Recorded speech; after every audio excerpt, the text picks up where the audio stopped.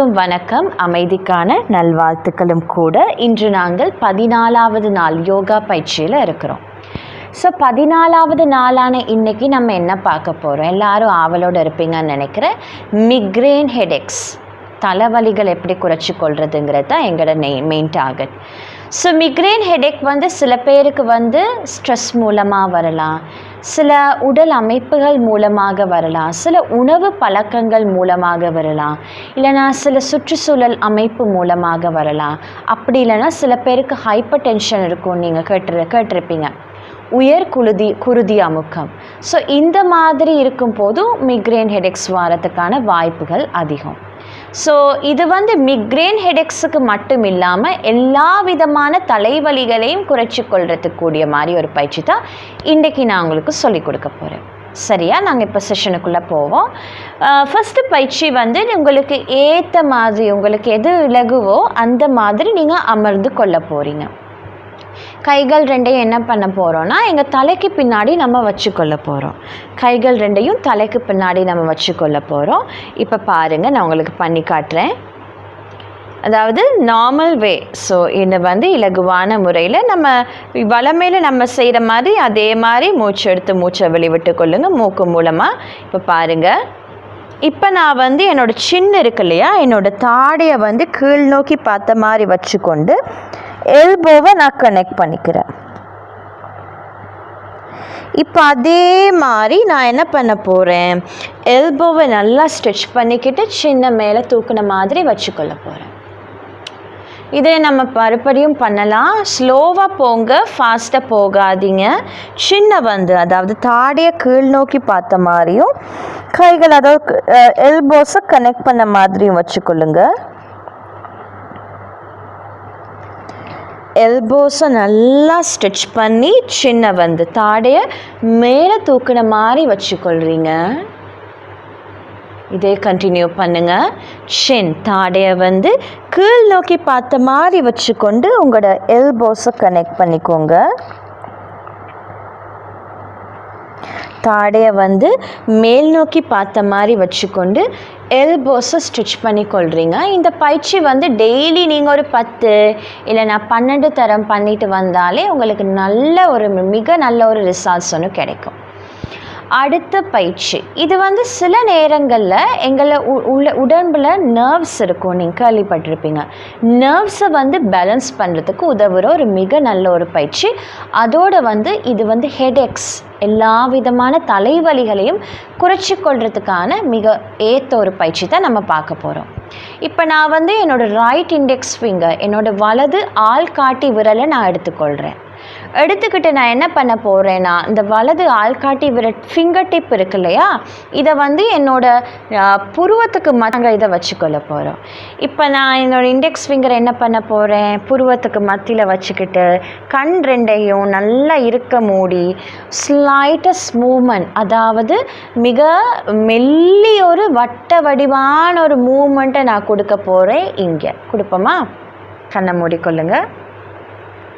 1 2 3 4 5 6 7 8 9 10. இப்போ நீங்கள் ஸ்டாப் பண்ணிக்கொள்கிறீங்க. இது ரொம்ப மிக நல்ல ஒரு பயிற்சி. யார் வேணாலும் இந்த பயிற்சியை நீங்கள் மேற்கொள்ளலாம். பட் ஒரு இம்பார்ட்டன்ட் விஷயம் இருக்குது, ஒரு முக்கியமான விஷயம் இருக்குது.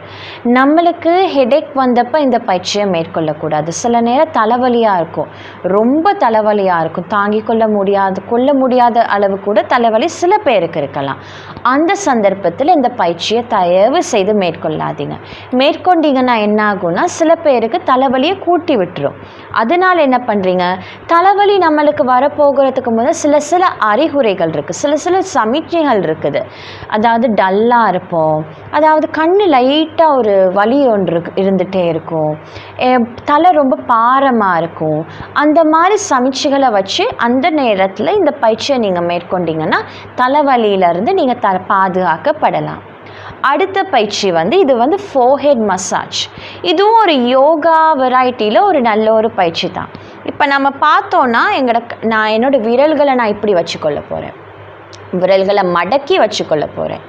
இப்போ நான் அந்த மடக்கின விரல்களை என்னோட அந்த நெத்தி இப்போ இருக்கு இல்லையா, அந்த நெத்திக்கு மத்தியில் வச்சுக்கொள்ள போகிறேன். பாருங்கள், இப்போ நான் அப்படியே மசாஜ் பண்ண போகிறேன். 1 நக்கிள்ஸ் மூலமாக அந்த மசாஜ் மேற்கொள்ளப்படும். 2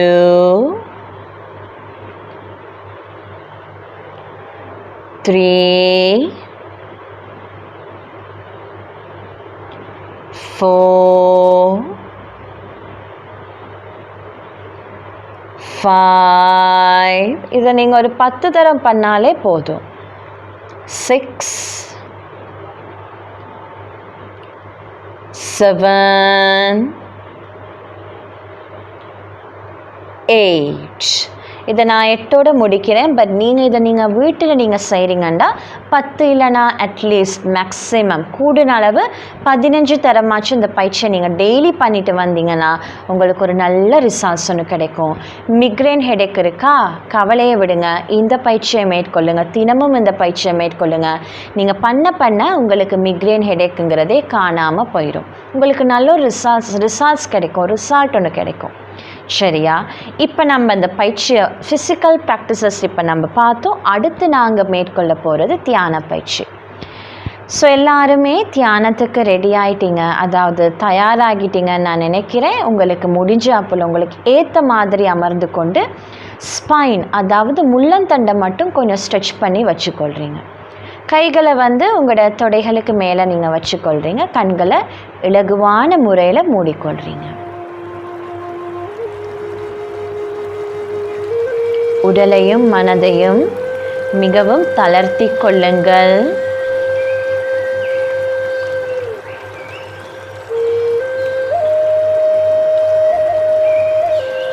அவதானத்தை உங்களுக்குள் செலுத்திக் கொள்ளுங்கள்.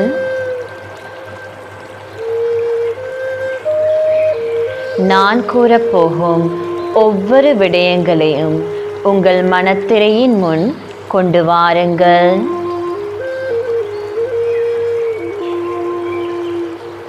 நான் மிகவும் நட்புணர்வு மிக்கவன். எனது இனிமையான மற்றும் எளிமையான வாழ்க்கையில் எதிரிகள் எவரேனும் இல்லை. எனது நட்புணர்வு மிக்க மனதின் மூலம் இதயத்தின் மூலமாக நான் அனைவருக்கும் நல்லாசிகளை பகிர்ந்தளிக்கின்றேன்.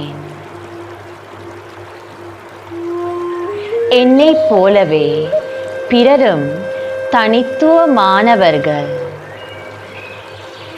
ஆகவே அனைவரையும் ஈடேற்றும் பொறுப்பு எனக்கு உள்ளது. எனது தூய்மையான நல்லாசிகளின் மூலம் அனைவரையும் ஈடேற்றுகின்றேன். பிறருக்கு நன்மை பயக்குகின்றேன்.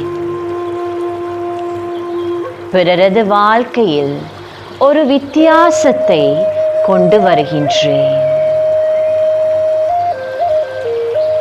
இந்த சேவையானது மிக மகத்துவமான சேவையாகும். ஆகவே எனது நட்புணர்வு மிக்க இதயமானது மிக நல்ல சேவைகளை ஆற்றுகின்றது. கண்களை மிக மெதுவாக திறந்து கொள்ளுங்கள்.